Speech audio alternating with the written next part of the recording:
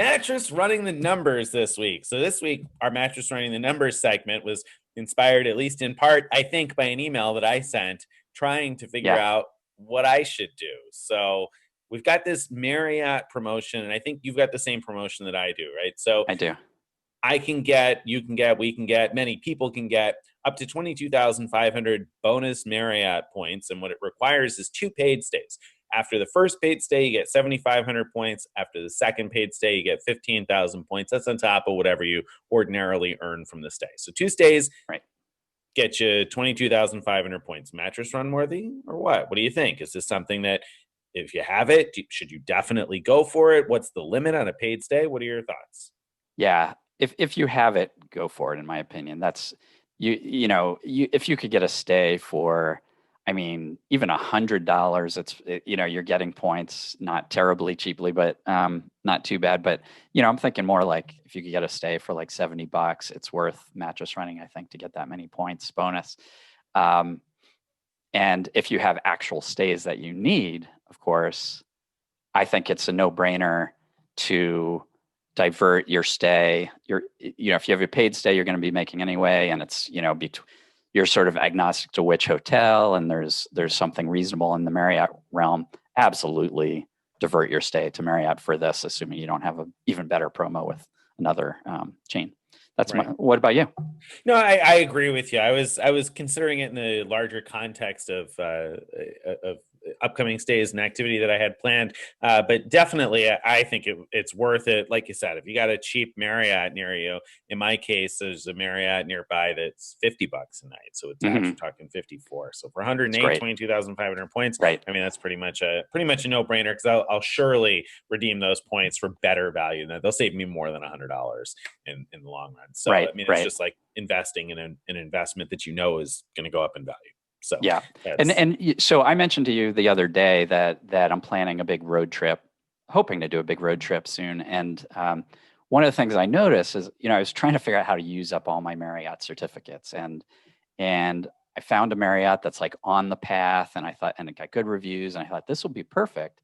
Till I looked at the paid stay prices that were so dirt cheap, and I was like, I don't want to waste a certificate on this. But then I remembered this promotion, like there Perfect. you go. I won't feel bad about not using a certificate if instead I pay for it. I'll probably pay with a Marriott gift card that I got at a discount, and get these. You won't feel bad about that until the 35K certificate expires, and then then you will feel like I traded it for 22,500 points. What? That's right. But I, but I still will, plan to use them all. So right. Hopefully.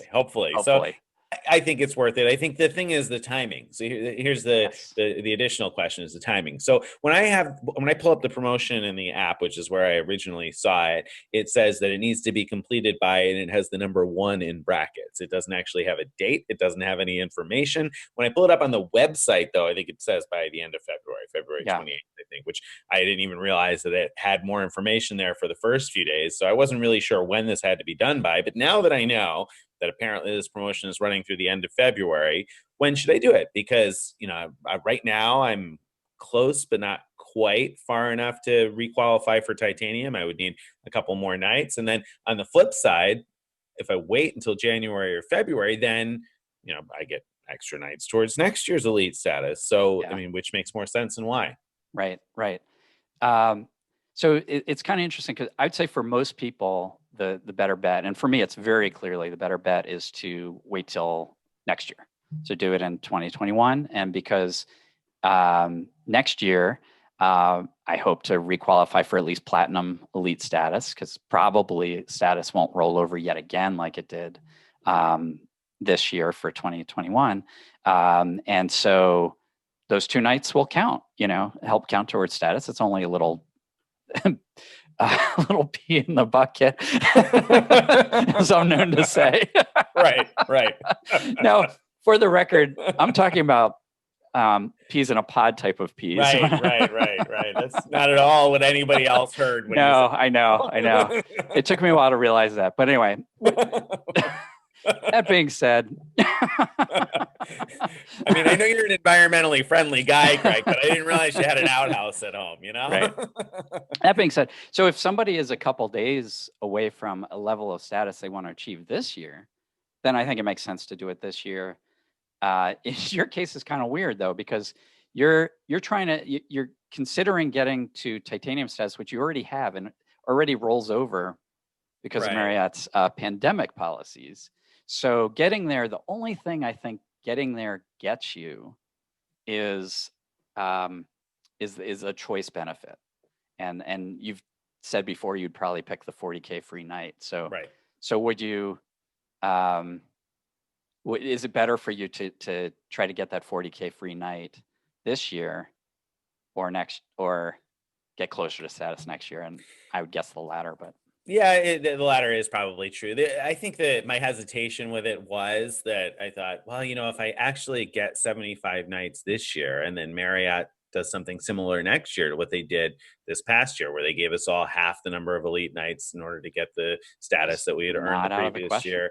If that kind of thing repeated again, would they do that based on the number of elite nights you actually earned in 2020 rather than your elite status level?